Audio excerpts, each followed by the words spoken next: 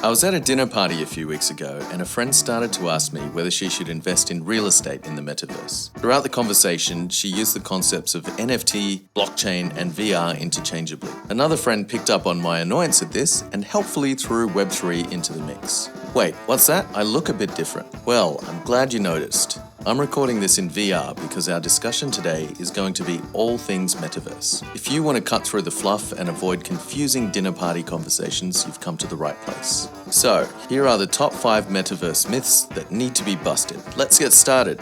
I'm Amer Iqbal from 5 Ways to Innovate. On this channel, I share insights and stories from my 20 plus years leading innovation at some of the world's top companies, including Facebook and Deloitte Digital. Myth number 1, the metaverse is something new.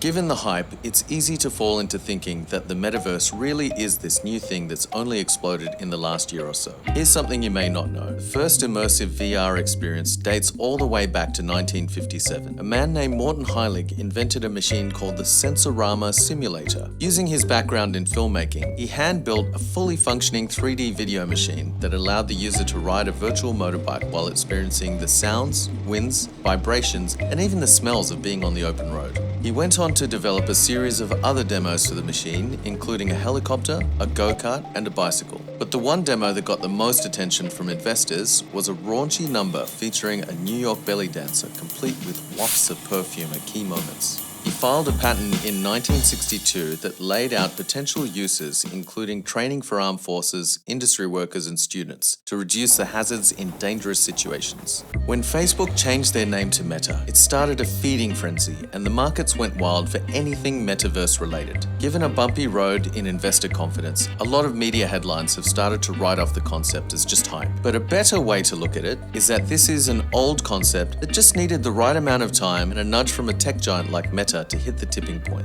What Morten Heilig recognized way back in the 50s was that the metaverse has real potential to change the way we learn, work, and play. Myth number 2, gaming is the metaverse's killer app. I'll bet you've read an online comment in the last week that writes off the metaverse because Roblox, Decentralised, and Fortnite are all just knockoffs of a 10-year-old game like Second Life. The thought process is that gaming will drive mass metaverse adoption. We'll all be playing Beat Saber at home, and somehow this will translate into widespread adoption of the metaverse across all other parts of our lives. I disagree. You could think of it like the mobile phone. We bought iPhones for personal use, then had to install a clunky MDM to access our work emails. Or more likely, we carry around 2 phones for work and personal use. This would be a pretty impractical model for metaverse tech. Ben Thompson of Stratechery fame thinks it will be more like how we adopted the personal computer. Businesses wanted PCs for their employees because they saw it could make them more productive. And then people got used to using computers and they wanted to use them at home. And that's what opened up the consumer market. It was the opposite of the phone. Apple had a big advantage in the smartphone space because the market already existed.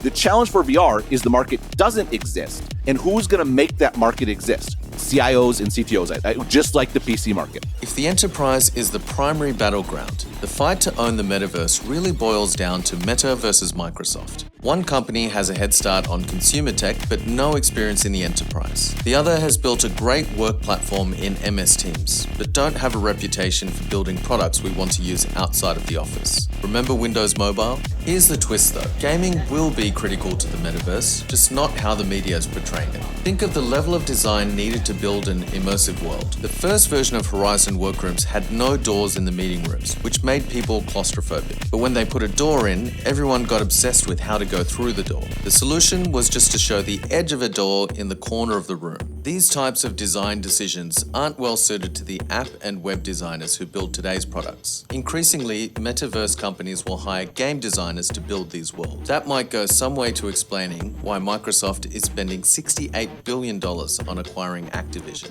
Myth number 3, the metaverse will create equality. Many high-profile supporters have called out that the metaverse will give people in developing countries access to better schooling and work opportunity. The theory makes sense. When your geographical location is irrelevant, it stands to reason that where you were born will have less of a bearing on the opportunities you'll receive in life. It really is one of the most amazing potential benefits of this movement if we can get it right. However, we've seen the need for DEI as a bolt-on strategy in the last decade because our current schools, workplaces, and communities were built with inherent bias in their DNA that doesn't serve the needs of today's society. The danger with the metaverse is that these same biases, or even new ones, will be designed into the system unless there is specific investment to ensure this doesn't happen.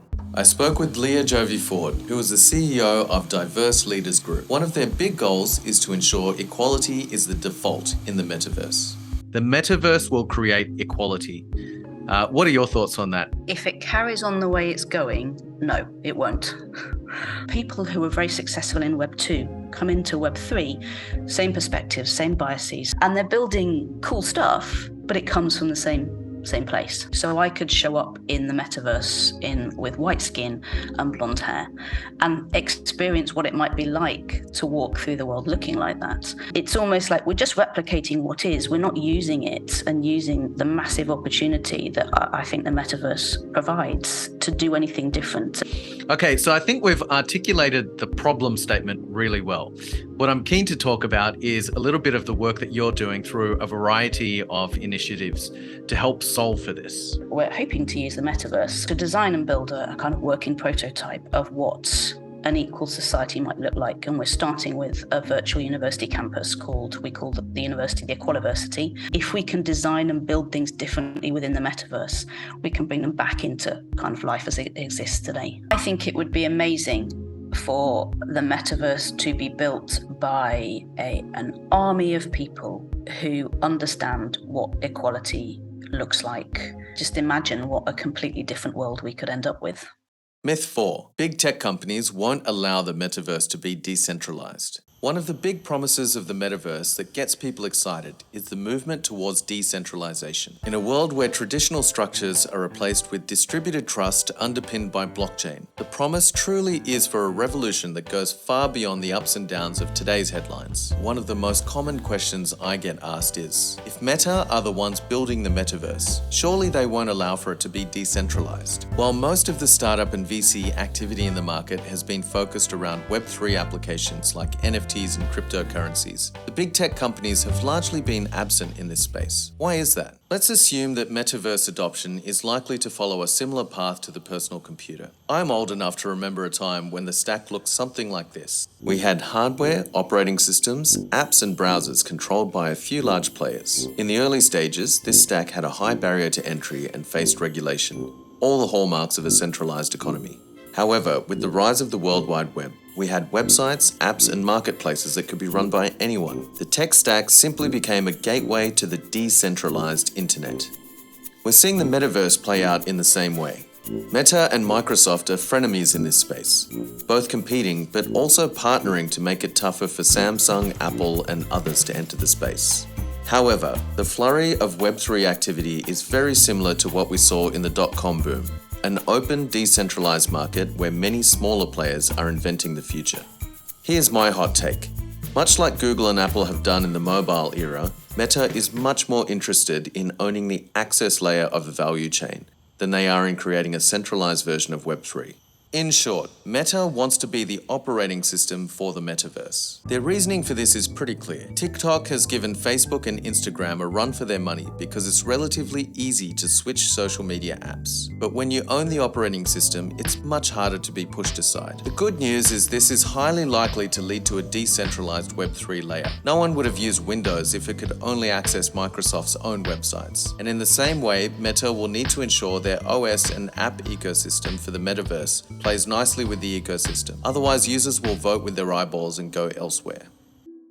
The fifth and final myth. Brands need to launch something in the metaverse now or be left behind. When JP Morgan opened their Onyx lounge in Decentraland, the banking world lost their collective minds. In my role at Meta, I was suddenly inundated with requests from partners with banking clients who desperately wanted to quickly follow suit. Personally, I applaud the move from JP Morgan. They knew it would grab headlines, and that's exactly what it did. What I didn't understand was why any other bank would want to play copycat. From a marketing perspective, there was no compelling reason to suddenly invest in a platform that has a grand total of 18,000 daily users. Worse than that, there was very little consideration of what they wanted to launch in the metaverse. I found myself explaining many times over that people who haven't visited their real-world bank branch in years probably aren't queuing up to stand in line at a virtual branch. This whole saga led to one of my final projects at Meta. We developed an enterprise metaverse readiness model. We identified 5 areas that went into measuring a company's readiness for the metaverse: use case, branding and experience, infrastructure integration,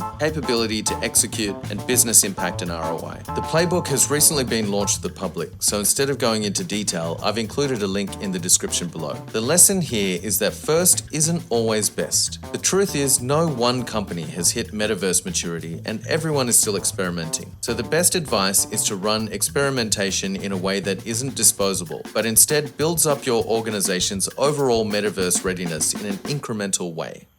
So there you go, 5 myths about the metaverse completely busted. The metaverse isn't going anywhere. This isn't a fad. It's the beginning of a movement that's going to be a big shift in the way we do things online. Sure, we've been hearing about this stuff for decades, but this latest push feels like we've finally reached the point of no return. If you haven't guessed by now, I'm optimistic about the potential for this movement to bring positive change into the world. From decentralization of power structures to democratization of economic opportunity. There really is so much upside if we can work together to get this right. And that's a reality I'm looking forward to. I'll see you there. Thank you so much for watching the video all the way to the end. If you'd like to support the channel, please be sure to like and subscribe. If you like our content, check out our other videos and visit us at 5waystoinnovate.com to find out more about our mission to help 1,000 corporates reinvent themselves in order to build the business of tomorrow. I'm Amer Iqbal. Stay tuned and I'll see you soon.